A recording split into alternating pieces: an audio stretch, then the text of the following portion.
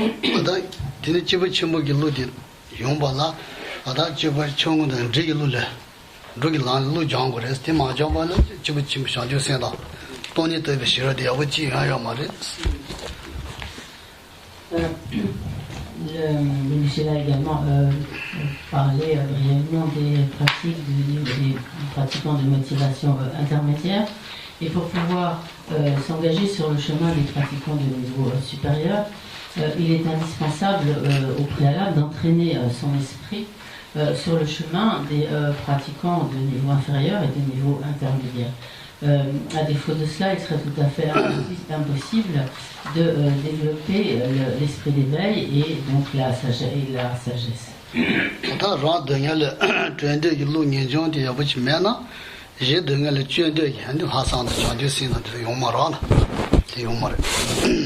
Donc, si au départ on n'a pas fait apparaître en soi une intense aspiration à se libérer soi-même de toutes les souffrances du cycle des existences, alors il n'est pas possible de faire apparaître en soi la détermination à libérer tous les êtres de l'océan de souffrance du cycle des existences.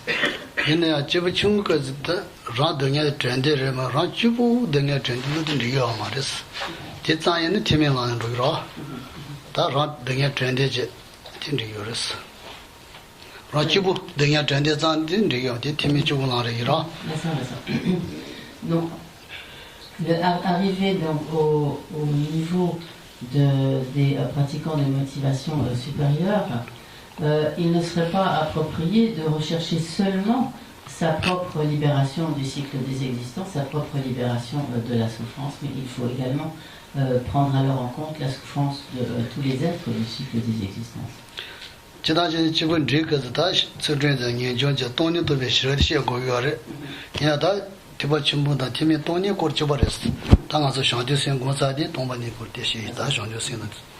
Donc, au stade des pratiques du chemin des pratiquants de niveau intermédiaire, donc il est indispensable de développer le renoncement, ensuite également donc, de s'appliquer à la pratique de l'éthique et au développement donc, de la sagesse qui réalise donc la vacuité, qui réalise la nature donc ultime des phénomènes.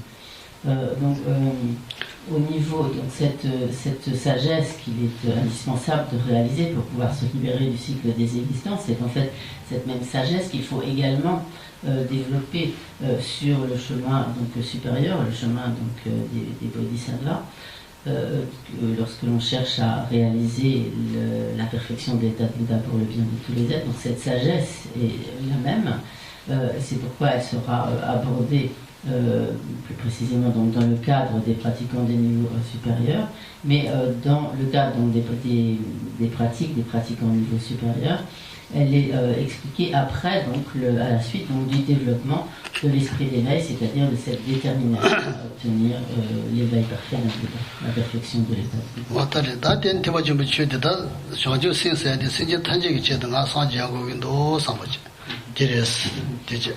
Donc, au niveau ainsi de ce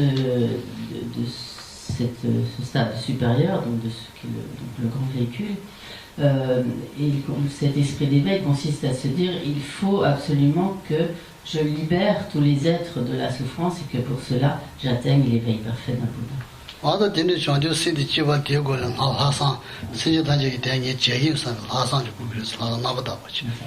Et pour pouvoir arriver à cette détermination de l'esprit d'éveil, de cette détermination à obtenir l'état de Bouddha, au préalable, il est nécessaire de développer ce que l'on appelle comme la pensée supérieure, qui est en fait un sentiment de prise de responsabilité où on s'engage en quelque sorte soi-même à agir par soi-même pour accomplir le bien de tous les êtres.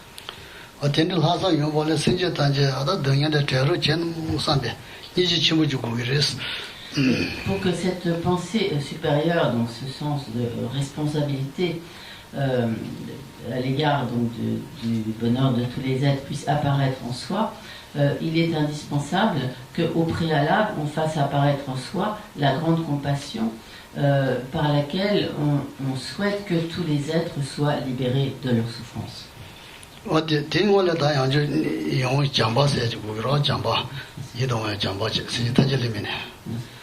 Mais à nouveau, donc, pour que cette grande compassion puisse apparaître, il faut au préalable que tous les êtres aient pu nous apparaître vraiment comme des êtres qui nous sont proches, pour lesquels nous éprouvons de l'affection, de la bienveillance.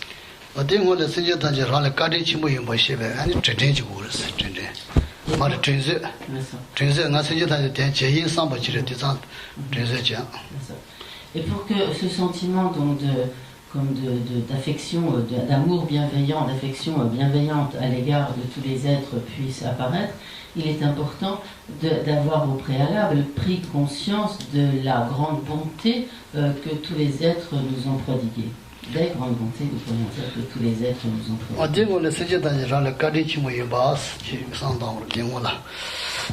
Non, excusez-moi, j'ai sauté une étape.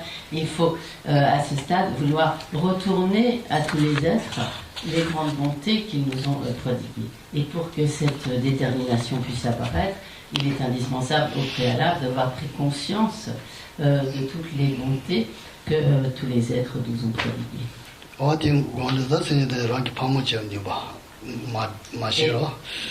Et également donc ce sentiment, cette conscience de la bonté de tous les êtres à notre égard ne peut apparaître que lorsque nous prenons conscience de toute la proximité des liens que nous avons eus avec tous ces êtres, et en particulier lorsque nous réalisons que tout au long de nos existences passées, tous ces êtres nous ont été très proches, qu'ils ont été en particulier nos pères et mères, et en particulier qui nous ont prodigué toutes les bontés de l'univers. Tomo mashi kwae, sinje tanje rangi pamo chemo nigo yomara. Karisi nga zoki chola tomo yomara, chola tomo meaza sinje tanje rangi pamo, amo chere, penja chere, daya niya kanga che yora. Ta, an te chegi mara, nga ranzo ki tsindi ama niya, chola ama niya tanda bada, ama trame che saris. Ama diya, ama che bala trangka me teba. Tomo odi sinje tanje rangi ama che niya samba che di kwae yis. Donc, bien sûr, lorsque nous nous appliquons concrètement à la méditation, à ce moment-là, nous appliquons à ces méditations dans l'ordre chronologique, tant que Sheila a expliqué dans l'ordre inverse, pour nous montrer qu'est-ce qui découle de quoi. Et donc, dans la méditation, nous commençons par méditer sur le fait que tous les êtres ont été notre mère.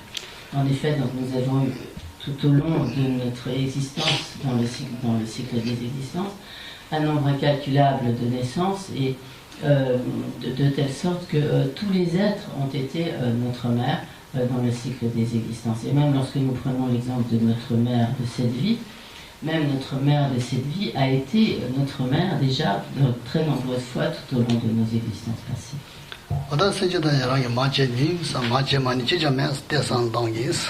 Donc nous allons méditer quelques instants en songeant que parmi l'infinité des êtres du cycle des existences, il n'y en a pas un seul qui n'ait été notre mère tout au long de nos existences passées.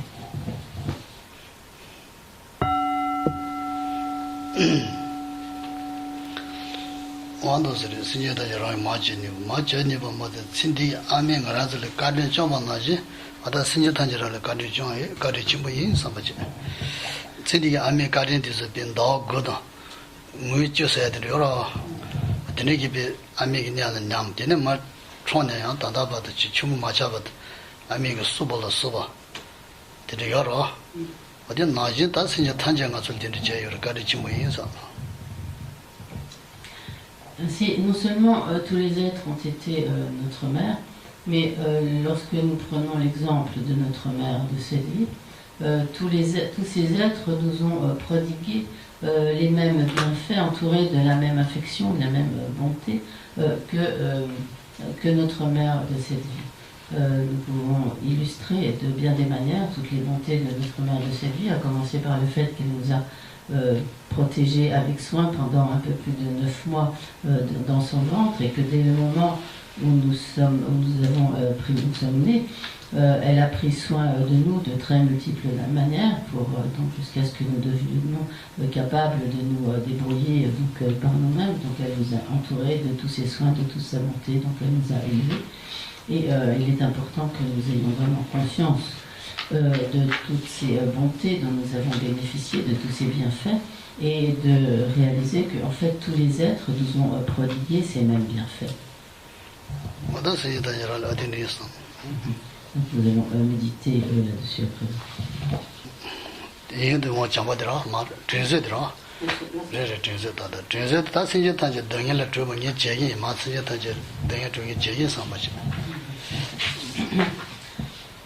Nous en venons alors à l'étape suivante qui consiste à vouloir retourner à tous ces êtres leurs bienfaits, c'est-à-dire donc prodiguer à notre tour donc des bienfaits en soulageant tous ces êtres de leur souffrance.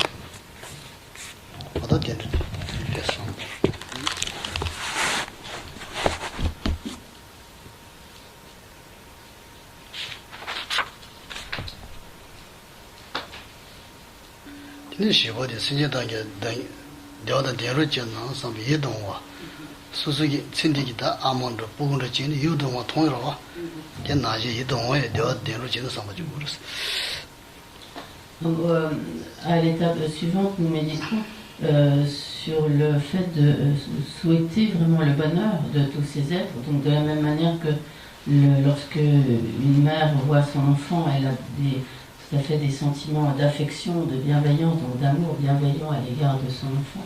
Donc de la même manière, nous en viendrons à éprouver ce même sentiment d'amour, de bienveillance à l'égard de tous les êtres, en souhaitant donc le bonheur de tous les êtres.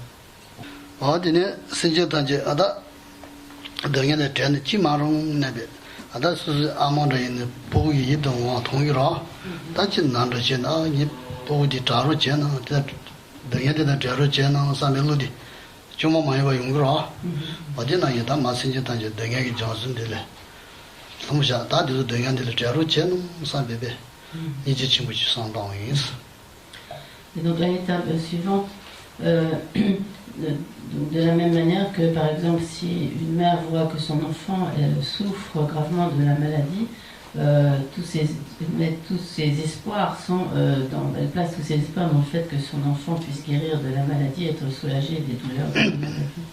Donc de la même manière, à l'égard de tous ces êtres, nous développerons donc ce qui est aussi la grande compassion, c'est-à-dire une très profonde aspiration à ce que tous les êtres puissent être libérés de leur souffrance.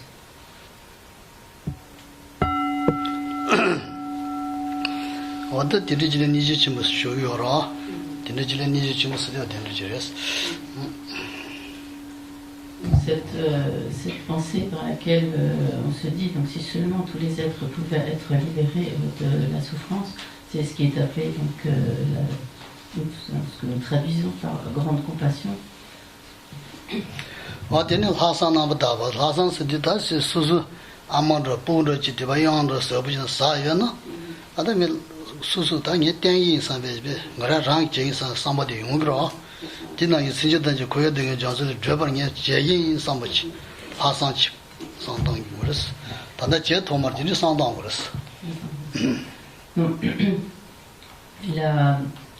Donc la méditation suivante va consister à développer donc, ce qui est appelé la pensée supérieure, littéralement comme la pensée supérieure comme parfaitement pure.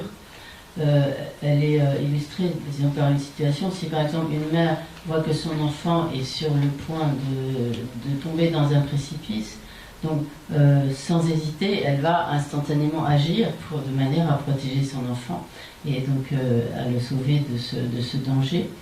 Donc, donc de la même manière, sur la base donc, de cette grande compassion que nous avons préalablement développée, nous dirons moi-même, je vais agir pour libérer tous les êtres de la souffrance. Donc c'est de ma responsabilité, je prends moi-même cet engagement à libérer tous les êtres de la souffrance.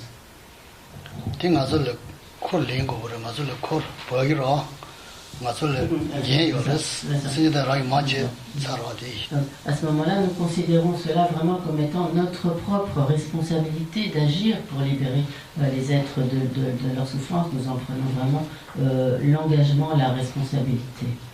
Comme si nous prenions cette charge, en quelque sorte.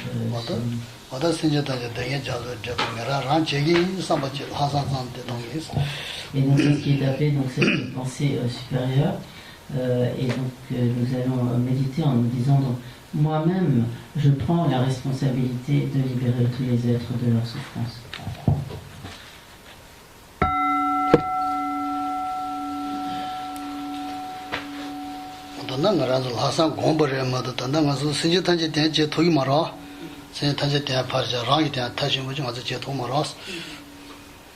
À présent, nous méditons sur cette pensée supérieure en pensant que donc, nous nous chargeons de cette responsabilité de libérer tous les êtres de leur souffrance. Néanmoins, nous nous rendrons compte qu'en l'état actuel des choses, nous n'avons pas la capacité de libérer tous les êtres de cet océan de souffrance du cycle des existences.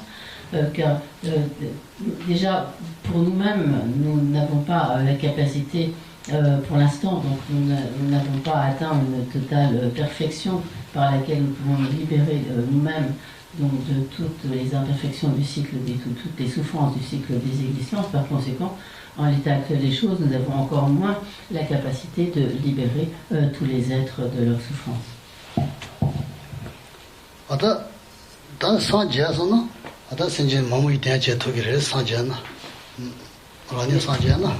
Mais alors nous réaliserons que si nous atteignons l'état de Bouddha, la perfection de l'état de Bouddha, alors nous aurons acquis la capacité de libérer un très grand nombre d'êtres de leur souffrance.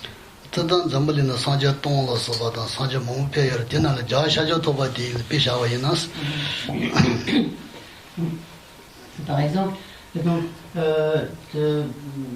environ 1000 Bouddhas sont venus, donc, viendront dans ce monde, et en particulier donc, le Bouddha Shakyamuni, qui en est le quatrième.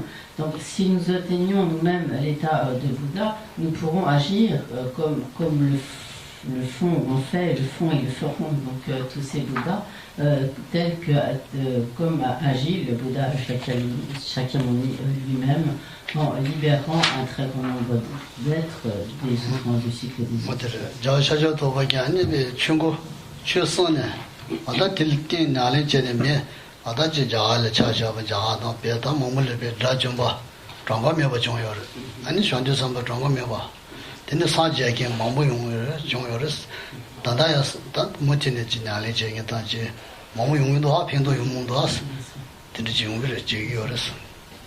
En effet, lorsque le Bouddha Shakyamuni est venu en ce monde, donc il y a environ 2600 ans, donc il a, des expressions, donc, fait tourner la roue du Dharma, c'est-à-dire qu'il a prodigué ses enseignements, et grâce à la mise en pratique donc, de ces enseignements, de nombreux êtres, que ce soit donc en Inde, au Tibet ou dans d'autres pays bouddhistes, de nombreux êtres ont obtenu la libération définitive du cycle des existences. Certains sont devenus des bodhisattvas, certains ont même donc obtenu la perfection de l'état de Bouddha, et ceci dans le passé, dans le présent encore, il y a de nombreux pratiquants donc, qui mettent en pratique tous ces enseignements du Bouddha et qui, grâce à cela, atteignent donc des grandes réalisations, continuent de se libérer du cycle des existences, de devenir des bodhisattvas, voire d'atteindre la perfection de l'état de Bouddha.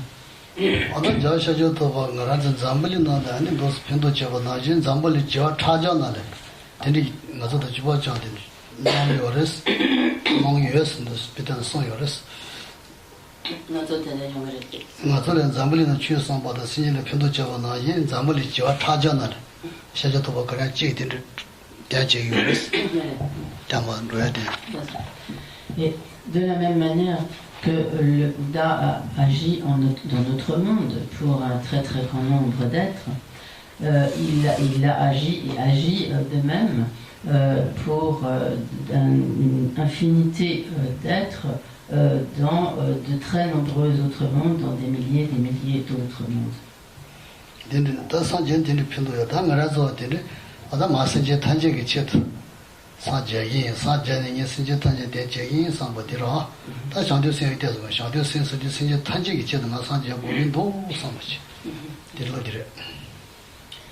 Donc, nous penserons dès lors que si nous-mêmes nous atteignons l'état de Bouddha, nous pourrons, comme le fit le Bouddha Shakyamuni, et comme le font donc tous les Bouddhas du présent, comme continue de le faire le Bouddha Shakyamuni également, nous pourrons agir pour le bien d'un très grand nombre d'êtres, libérer une infinité d'êtres de leurs souffrances.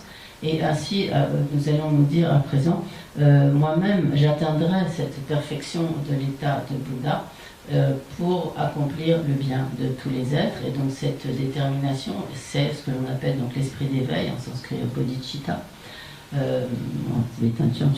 Donc par cette détermination à obtenir nous-mêmes la perfection, cet éveil parfait d'un Bouddha pour accomplir le bien de tous les êtres, nous développons ainsi donc l'esprit d'éveil.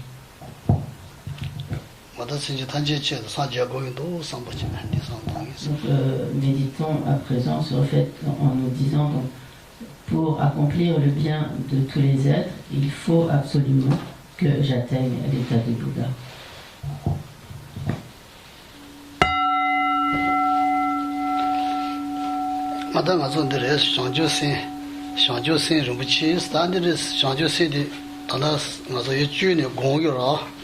Goni on the Santan. That you might be Juna, Rani Shanti Sambari, that's the Gyok, Chuchu Druba in Sanjay, Juran to you. And it's so Mumusaya, Devom Mutai or Sanjay Jobuchagra.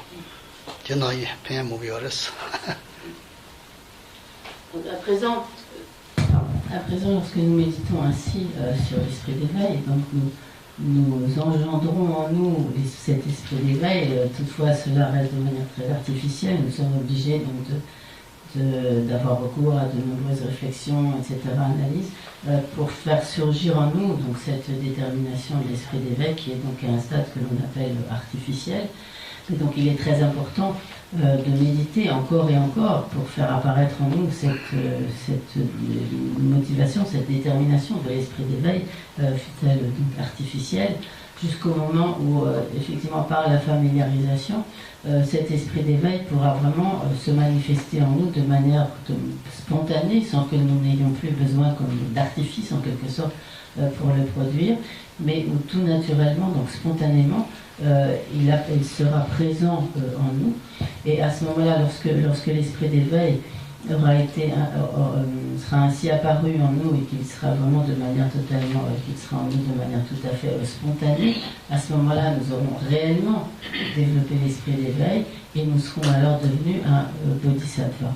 Et une fois que l'on a réellement développé cet esprit d'éveil de manière donc, non artificielle, lorsqu'il est devenu vraiment une réalisation spontanée, toutes les actions vertueuses, positives que l'on a accomplies deviennent alors des causes de notre obtention de l'éveil parfait d'un Bouddha, de la perfection de l'état de Bouddha.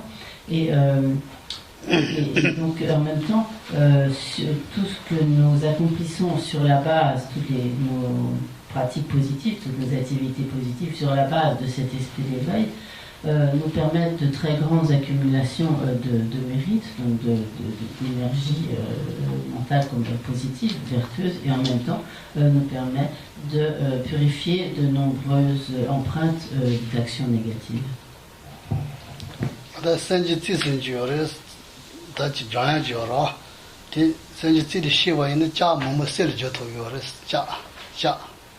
C'est quoi ça? Ci già giores senji tisinci di shi sun ja mo mo de se le jue yores ja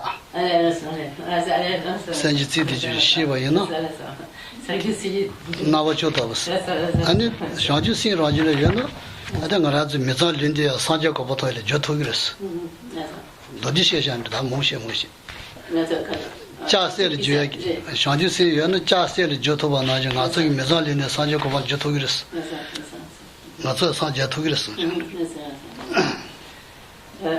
donc De la même manière que, disons, par certains, ce que nous appelons, nous, dans notre tradition, comme la pierre philosophale des alchimistes, qui permet de transformer, donc je le transpose en quelque sorte, mais ça revient au même. Donc, comme ce qui permet de transformer en or un métal vulgaire, donc à partir d'un fer tout à fait ordinaire, donc cette pierre philosophale ou autre substance, permet de transformer donc ce fer, ce métal vulgaire en or précieux. Donc de la même manière, cet esprit d'éveil, donc bodhicitta, c'est ce qui permet de transformer les agrégats impurs, conditionnés que nous avons pris dans cette vie, puisque nous avons pris naissance par la force du karma, des facteurs perturbateurs de l'esprit, donc de ce corps qui est comme de nature impure. Donc, pour revenir à l'essentiel, donc, cet esprit d'éveil, c'est ce qui nous permet de transformer ce corps impur en le corps parfait d'un Bouddha. 아데니 제기 말은 거라서다 신디기 대다다 심모 강한 상대 신디 용그레스 다정아 저다 신디를 주부야다 매를 뭐지 토야다 타바도에 지요라 강한 샤를 용으로. Et ainsi, lorsque nous avons fait apparaître en nous cette détermination de l'esprit d'éveil, véritablement donc cette détermination à obtenir la perfection de l'état de Bouddha pour le bien de tous les êtres, tout naturellement, les autres bienfaits en découleront, tels que, comme Geshe-la l'a évoqué précédemment, tels que tous les bienfaits que nous pouvons récolter pour cette vie, le bien-être, le bonheur de cette vie, également le bonheur de nos existences à venir. Tout cela découlera naturellement du développement de l'esprit d'éveil.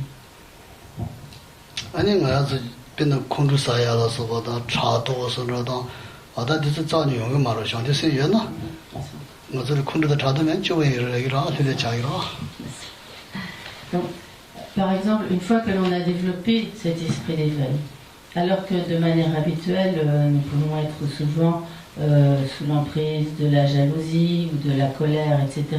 Mais une fois que l'esprit d'éveil domine totalement notre esprit, alors il n'y a plus du tout de place ni pour la jalousie, ni pour la colère, ni pour ce genre de perturbation mentale.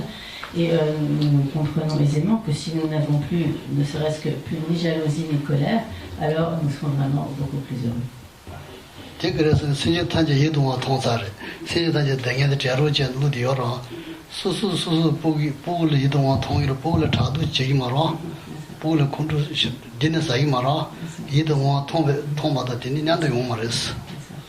En effet, arrivé à ce stade du développement de l'esprit d'éveil, lorsque nous avons ainsi développé l'esprit d'éveil, donc tous les êtres nous apparaissent comme des êtres envers lesquels nous avons de la bienveillance, comme nous avons de l'affection, de la bienveillance pour nos enfants.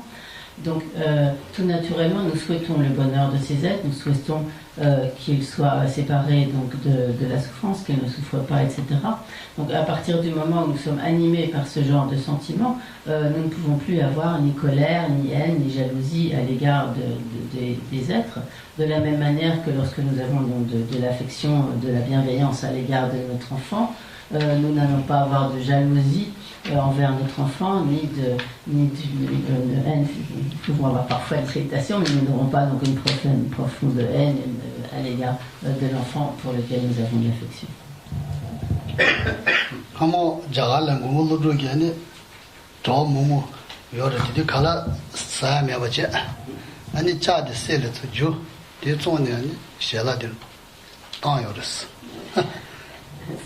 아니 바전 다 잡아야 고마게 가다죠 림부진 바죠 림부지 길 오모주 저러다 맞대 요랬어.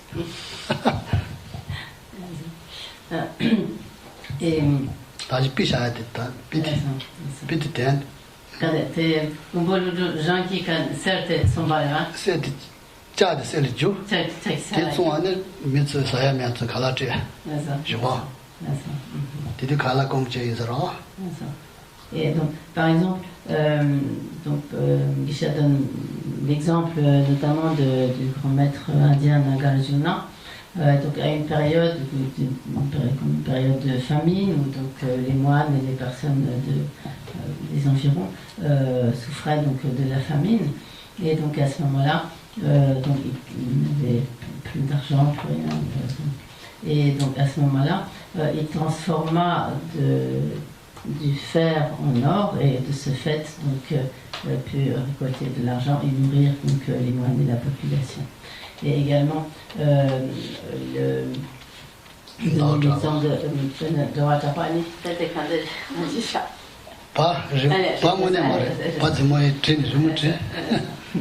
Et donc également je cite l'exemple de le maître Chandrakirti, qui effectivement dans une période de manque de disette, il dessina une vache et en fait il put traire la vache et de ce fait distribuer du lait à tous. Enfin, du fromage, etc. Du lait.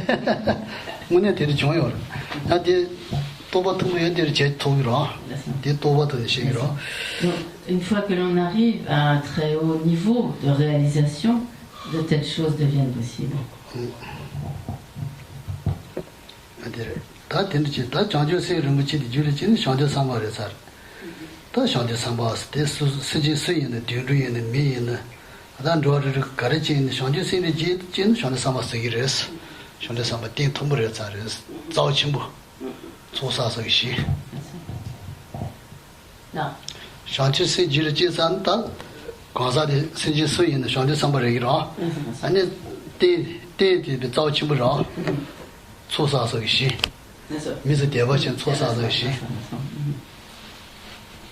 Et une fois que l'on a ainsi développé en son esprit ce précieux esprit d'éveil, alors on devient vraiment comme un être, disons, digne de respect, digne comme un champ, littéralement comme un champ d'accumulation de mérite pour tous les êtres. C'est-à-dire que lorsque des bodhisattvas font l'objet de la vénération des autres êtres, par cela, les êtres accumulent donc de nombreux mérites, donc des énergies positives. Et ainsi, lorsqu'un être devient un bodhisattva, quelle que soit sa condition d'existence, il devient vraiment donc digne des offres, de faire l'objet d'offrandes et de la vénération de tous les êtres, et par cela, les êtres donc accumulent des mérites.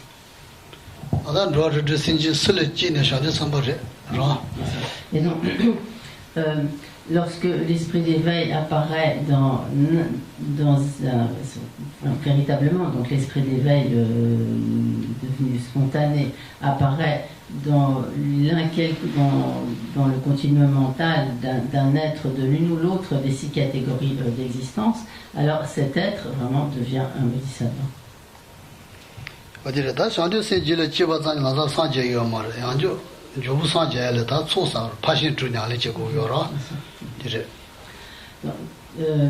Donc il est, pour atteindre donc l'état de Bouddha, il est indispensable de faire apparaître en soi cet esprit d'éveil, mais pour autant, par le développement de cet esprit d'éveil seul, on n'a pas atteint l'état de Bouddha. Pour pouvoir ensuite atteindre l'état de Bouddha, il est nécessaire de s'appliquer à toutes les pratiques donc des bodhisattvas, et donc en l'occurrence aussi ce qui est appelé les 6 perfections, donc qui sont les 6 perfections des pratiques ou de la conduite des bodhisattvas, grâce auxquelles donc les bodhisattvas peuvent atteindre la perfection de l'état de Bouddha.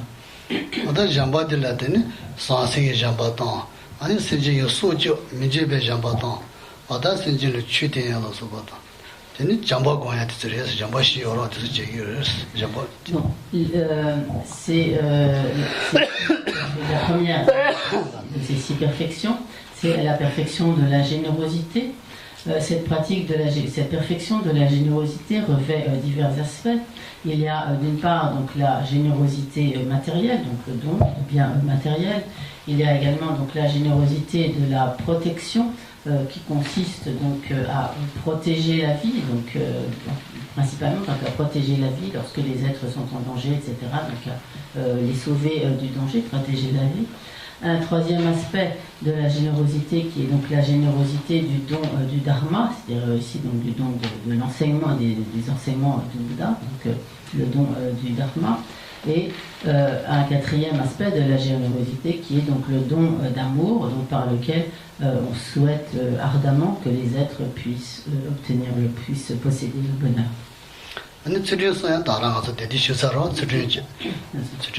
Donc ceci pour la première des 6 perfections qui est donc la perfection de la générosité.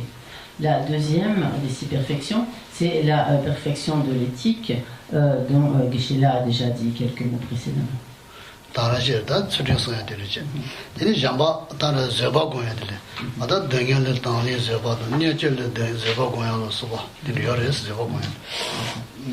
La troisième des 6 perfections, c'est la perfection de la patience, qui elle-même revêt divers aspects, notamment la patience qui consiste donc à ne pas rendre le mal, comme à ne pas faire cas du mal, à ne pas rendre, disons, le mal, on peut faire cas du mal qui nous est fait et à ne pas le rendre. Un deuxième aspect de la patience qui consiste donc à accepter la souffrance. Et un troisième. Et un troisième aspect de la patience qui consiste à être capable de supporter les difficultés liées à la pratique du Dharma, donc à être patient en quelque sorte dans la pratique du Dharma et accepter les difficultés impliquées par la pratique du Dharma.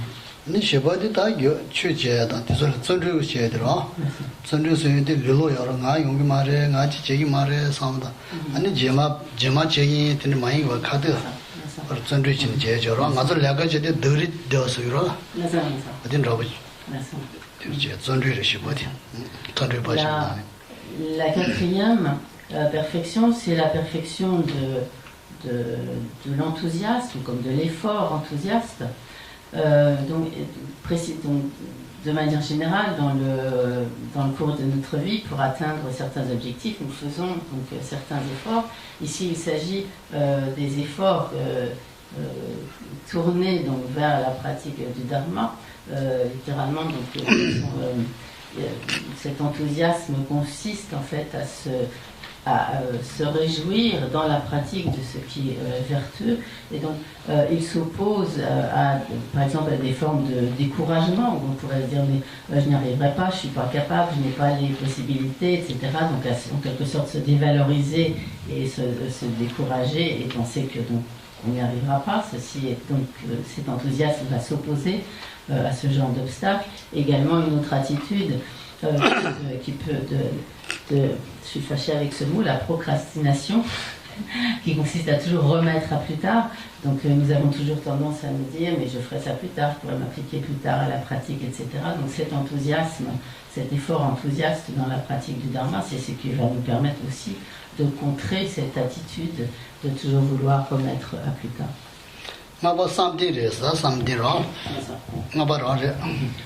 La cinquième perfection, c'est la perfection, disons, de la concentration, ou littéralement comme des états d'absorption.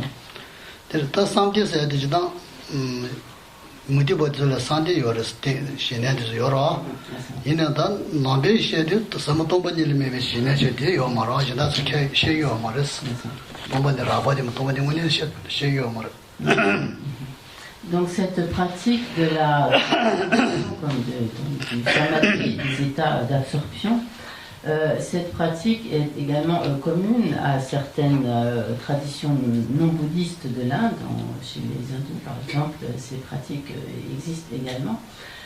Néanmoins, dans le cadre de la pratique bouddhiste, cette pratique donc, du samadhi, de la concentration, se distingue par le fait que elle a essentiellement pour objet la vacuité, et donc par exemple les autres traditions non bouddhistes ne s'appliquent pas, donc n'ont pas cette pratique de la concentration qui a pour objet donc la vacuité.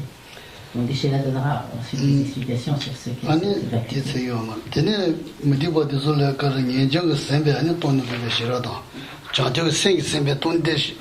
또 싫어져 요마도 kelly 뭐 산디사 니주게 선배 산디다 니주게 선배네 On est déjà chez Odyssée. 샤디오 세 선배네 산디도 그저 요마 그저 산디 샤디오 세는 니주디 시기면 니주 시기 어디 됐다고 말았어 니 진이 버치 Également, bien que dans ces traditions non bouddhistes, donc cette pratique de la concentration des états d'absorption existe, elle se distingue également des pratiques bouddhistes dans la mesure où cette pratique donc permet de progresser vraiment sur la voie bouddhiste lorsqu'elle est comme sous-tendue ou animée, soit donc par le renoncement au cycle des existences ou par le développement de l'esprit d'éveil. Or, dans ces traditions non bouddhistes, donc bien que ces pratiques de la concentration existent, il n'existe pas de pratique de la concentration qui soit animée ou comme sous-tendue par le renoncement, par la motivation du renoncement ou par la motivation de l'esprit d'éveil.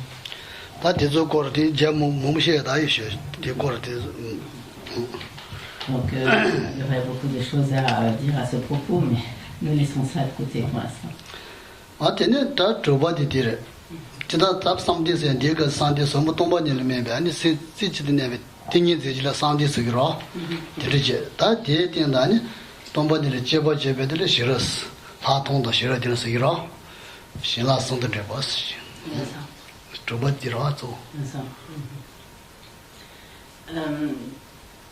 Tu sais,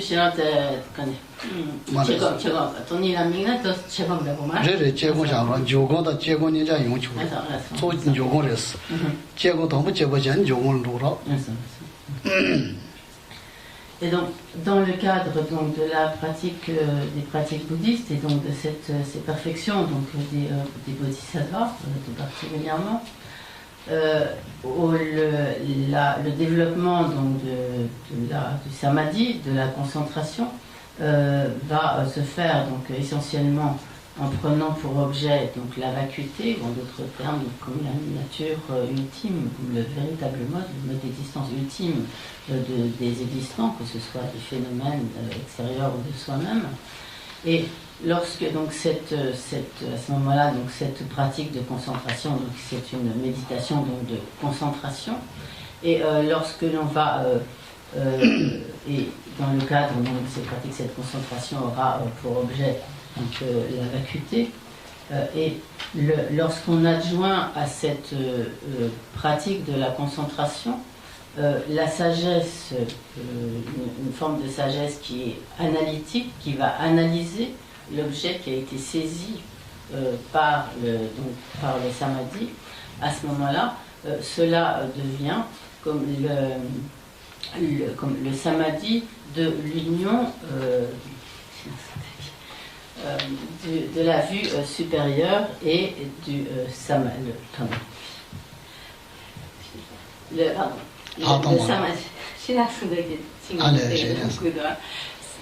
Excusez-moi, je vais y arriver. Le samadhi de l'union du calme mental et de la vue supérieure. Shi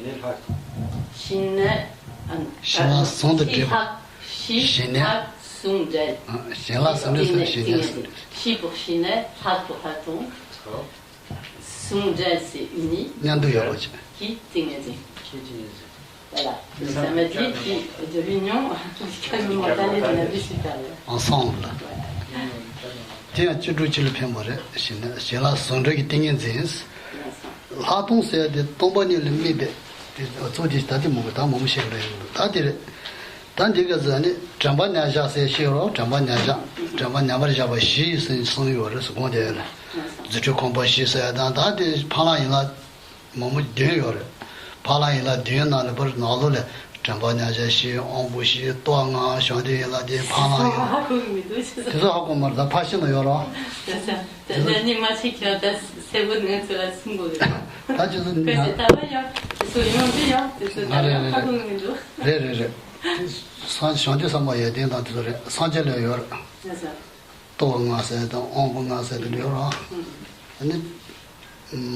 What a midget was she says, Jamba number Java she says. Chamba Naja did that, Nutuda, Sanja Ganga, Shansi Ganga Gong, or Chamba, Tombani Goya. Tombani Goya did China, Chamba Naja, Goya de Leon. Tantos Musha. Chamba never showers Nicholas Wilson. Chamba said, me by Chamba, Chamba. Chamba, do you me but Dylan near was a tanimo, television. Did the devil of you so you're all. Me but Eugene me but Tehara, Chamba Tehara, Jim Devon, Jedali Iman, which Tehara Jabas.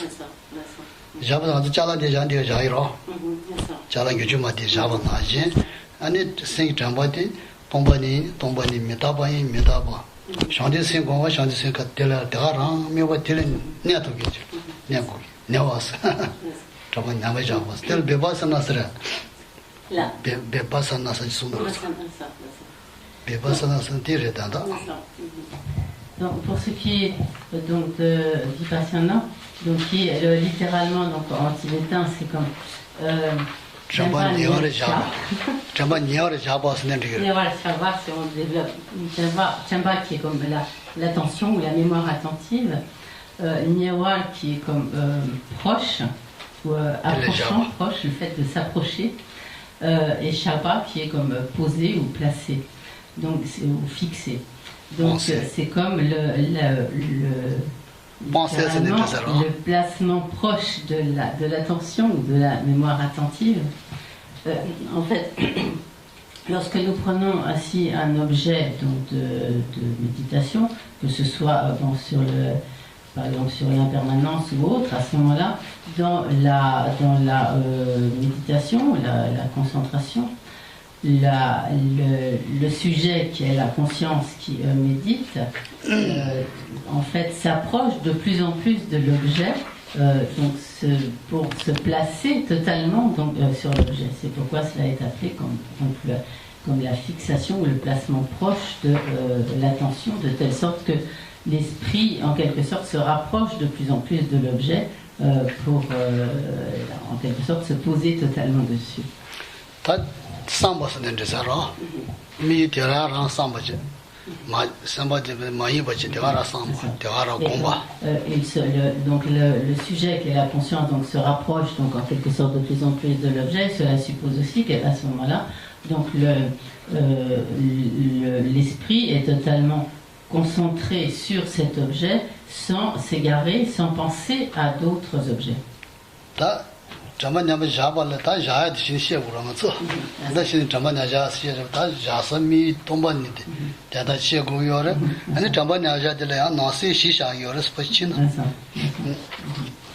Donc, cet objet, lorsque la conscience est ainsi placée sur la vacuité, donc il faut bien sûr savoir ce qu'est cet objet sur lequel se place la conscience. Donc ici, donc, l'objet, donc, c'est la vacuité, et donc de manière générale, il y a comme 4 subdivisions à ce placement donc, de l'attention, de placement proche, disons, de l'attention. Donc tout d'abord, Sheila parlera ensuite de la vacuité. Tout d'abord, il va parler de ces 4 subdivisions de Vipassana.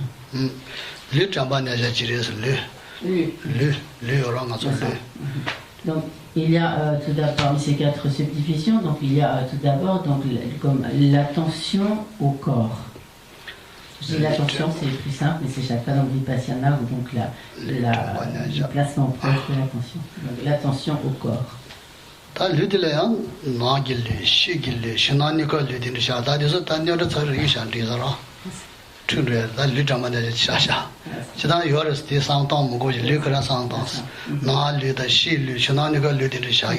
Donc, juste pour mémoire, Geshe-la cite les subdivisions de cette attention au corps. Il ne va pas rentrer dans tous ces détails, mais simplement pour que nous l'ayons entendu. Donc, il y a une subdivision qui est donc l'attention au corps interne, l'attention au corps externe, et l'attention à la fois au corps interne et externe.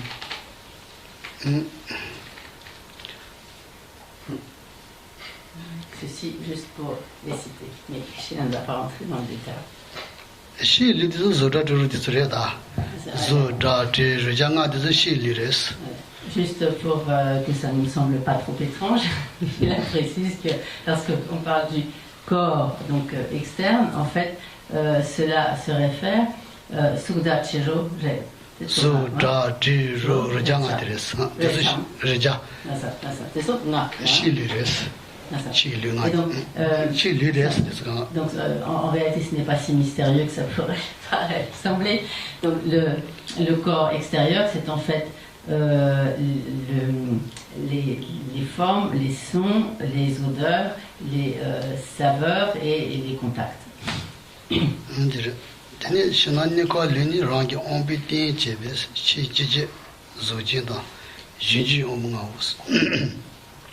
다 예지 좀 뭔가 돼서 됐었다 대쇼라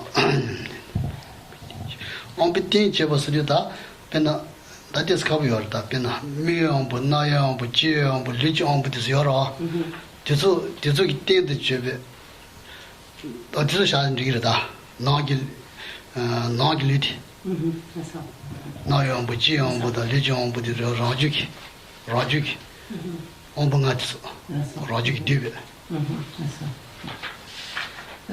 Pour ce qui est, donc, pour les énoncer, pour ce qui est du corps interne, il s'agit en fait de nos 5 sens, donc le sens de la vue, de l'ouïe, de l'odorat, qu'est-ce que j'ai oublié, du toucher, et qu'est-ce que j'ai oublié, et du goût. Voilà. 아니 근데 랑기 안싱아요랑 안싱아기 띵데 집에 아즈랑아데 나기리 예선들이었어. 랑 안싱아요 미시치서기 조조라 띵 나기리 샤한들이었어. 저선 샤주그랬어. 대소양 샤슈. 나기리. 나기리스. 라주기 엉봉하기 띵데 집에 조다 지르장아데야 나기리스. Et donc, on peut également considérer comme corps interne ce qui, dans notre corps, est en quelque sorte comme la base ou le support des facultés sensorielles. Donc, peut-être on peut dire comme les organes sensoriels, mais donc ce qui est littéralement, c'est comme le support des facultés sensorielles.